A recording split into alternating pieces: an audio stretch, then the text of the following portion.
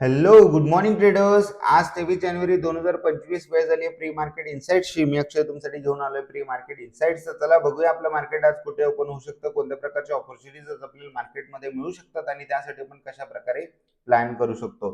So काल मार्केटमध्ये काय घडलंय तर तुम्ही बघू शकता की निफ्टीमध्ये प्राइस या ठिकाणी गॅप अप ओपन झाली. एक छोटासा इथे एक रेजिस्टन्स होता. या ठिकाणी प्राइसने ज्या लेवलला ब्रेकडाऊन केलं तिथे एक रिटेस्ट केला, त्या लेवलला टेस्ट केलं आणि त्यानंतर प्राइस खाली आलेली आहे. सो हे क्लिअरली आपण काल डिस्कस केलं होतं. काल जे इन्साइट्स होते त्यामध्ये आपण सांगितलं होतं की प्राइस गॅप अप ओपन झाल्यानंतर इथे बेरिश पॅटर्न जर तुम्हाला दिसतोय तर डाऊन साइड या लेवल पर्यंत डबल बॉटम साठी एक टार्गेट घेऊ शकता आणि ही लेवल पण या ठिकाणी खाली ब्रेक झाली तर खाली आणखी एक तुमचं सेकंड टार्गेट या ठिकाणी ओपन होईल.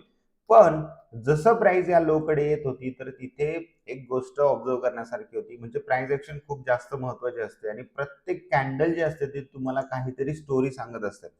सो आपण ज्याला म्हणतो की जर कुणाला प्राइस ऍक्शन खूप चांगल्या प्रकारे येत असेल तर त्याला कुठल्याही इंडिकेटर्सची गरज नाहीये मार्केटमध्ये ट्रेड करण्यासाठी.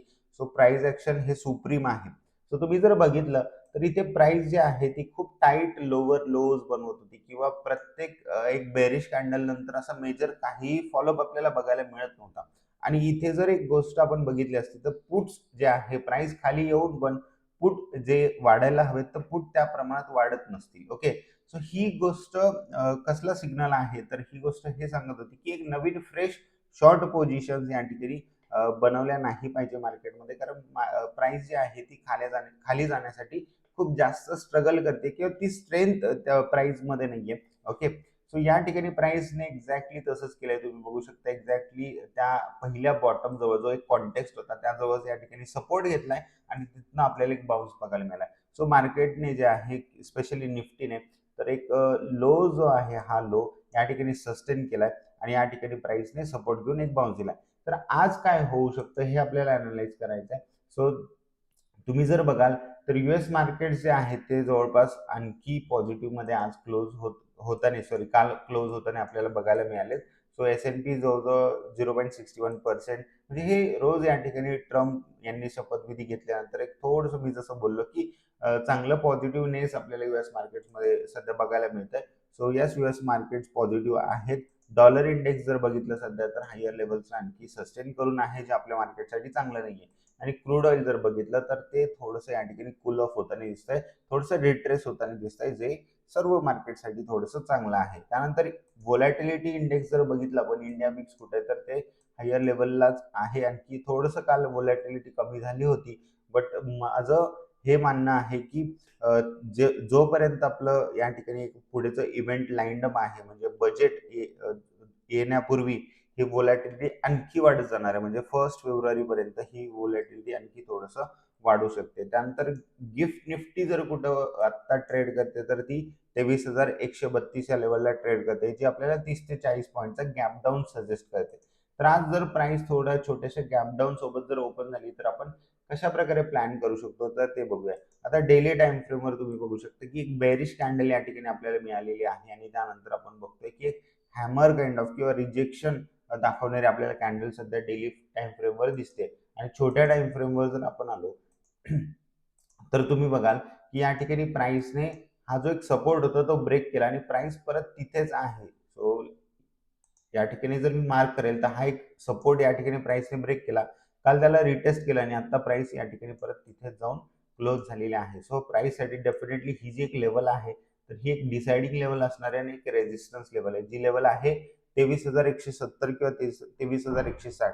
सो प्राइस जोपर्यंत या लेवलच्या खाली आहे तोपर्यंत डेफिनेटली प्राइस बेरिशच आहे. आणि दुसरी गोष्ट, प्राइस जोपर्यंत या लेवलच्या वर आहे तोपर्यंत आपल्याला शॉर्ट्स इनिशिएट म्हणजे नवीन फ्रेश शॉर्ट पोझिशन्स मार्केटमध्ये घ्यायचे नाहीयेत किंवा पुट बाय करायचे नाहीयेत. कारण इथे या झोनमध्ये जर तुम्ही पुट बाय केला प्राइस खाली जाते म्हणून तर इथे ट्रॅप होणार तुम्ही 100%, हे नक्की आहे. सो म्हणजे आज गॅपडाऊन झाला आणि प्राइस खाली येते तर पुट बाय करू नका जोपर्यंत ही लेवल ब्रेक होत नाही तोपर्यंत. ओके, सो सिंपल आहे. आज आपल्याला काय करायचंय तर हा एक रेजिस्टन्स आपल्याला मार्क करायचा आहे आणि ज्यावेळी पण प्राइस गॅप डाऊन ओपन होईल तर आपल्याला बघायचं काय की इथे या ठिकाणी ह्या लेवल पासनं किंवा तुम्ही जर बघितलं तर इथे प्रॉपर एक डबल बॉटम सुद्धा तयार झालेला आहे आणि त्याची ही नेकलाईन आहे. आणि आपण काय करू शकतो तर इथे 50% किंवा 61% रिट्रेसमेंटला जर आपल्याला या ठिकाणी काही बुलिश साईन मिळत आहे. सो तुम्ही बघू शकता ही जी लेवल आहे 23,050 जी मी आता मार्क केली आहे, इथे आत्ता पण मी ही मार्क केली होती. सो या लेवल पासनं जर प्राइस खाली आली आणि इथनं जर काही बुलिश साईन्स तुम्हाला मिळतात, तर डेफिनेटली इथनं आपण लॉंग जाण्याचा विचार करू शकतो. किंवा जे लोक सेफ ट्रेडर्स आहेत, कुणाला सपोज ही रिस्क नाही घ्यायची आहे, तर ते काय करू शकतात की इथे एक ट्रेड लाईन तुम्ही ड्रॉ करायची रेजिस्टन्स, आणि त्यानंतर ज्यावेळी पण प्राइस गॅप डाऊन होऊन इथे वर येते आणि ज्यावेळी याला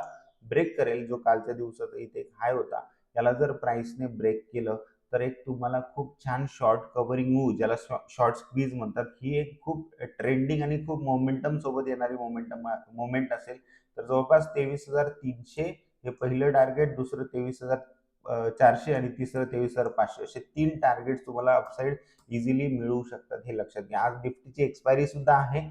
सो पहिले फर्स्ट हाफमध्ये जर तुम्हाला हा मोमेंटम मिळाला, तर सेकंड हाफमध्ये हा कंटिन्यू होताना दिसेल. फर्स्ट हाफमध्ये थोडंसं साईडवेज आणि त्यानंतर ब्रेकआउट मिळाला, तर सेकंड हाफमध्ये तुम्हाला डेफिनेटली हे टार्गेट्स बघताना मिळतील. बट जर तुम्हाला हे दिसतंय की प्राइस या लेवलला पण या ठिकाणी ब्रेक करत नाही आणि खाली पण ब्रेक करत नाहीये, तर प्राइस दिवसभर साईडवेज सुद्धा राहू शकते. आज निफ्टीची एक्सपायरी आहे, सो ही सुद्धा पॉसिबिलिटी आहे.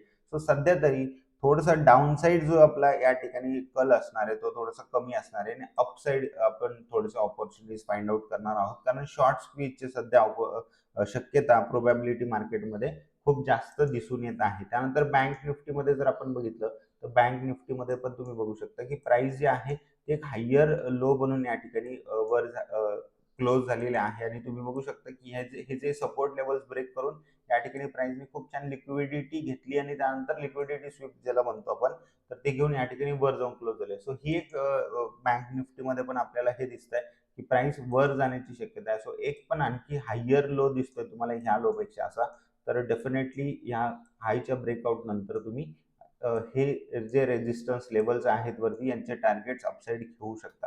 सो एक नवीन शॉर्ट बिलकुल सध्या अवॉइड करा मार्केटमध्ये, जोपर्यंत जे एक्स्ट्रीम लोज बनलेले आहेत, जसे की हे जोपर्यंत ब्रेक होत नाही, तोपर्यंत सध्या मार्केटमध्ये आपल्याला नवीन शॉर्ट पोझिशन्स किंवा पुटच्या पोझिशन्स या ठिकाणी बनवायच्या नाहीयेत. त्यानंतर मिड कॅप निफ्टी वरती विशेष लक्ष ठेवा. जर तुम्हाला निफ्टीमध्ये पण ट्रेड करायचं असेल, तर जेवढं मिड कॅप निफ्टी वरच्या दिशेत परफॉर्म करणार, तेवढं निफ्टी पण या ठिकाणी मोमेंट देणार. कारण हे मिड कॅप स्टॉक सध्या खूप जास्त बेरिशनेस त्यांच्यामध्ये दिसून येत आहे. आणि जर हे त्यांच्या लोजच्या खाली, इथे जे लोज बनलेत दोन, या सपोर्ट लेवलच्या खाली जर मिड कॅप निफ्टी सस्टेन करते, तर निफ्टीमध्ये आपल्याला अपसाईड मोमेंट बघायला मिळणार नाही. हे पण तेवढंच खरं आहे. ओके.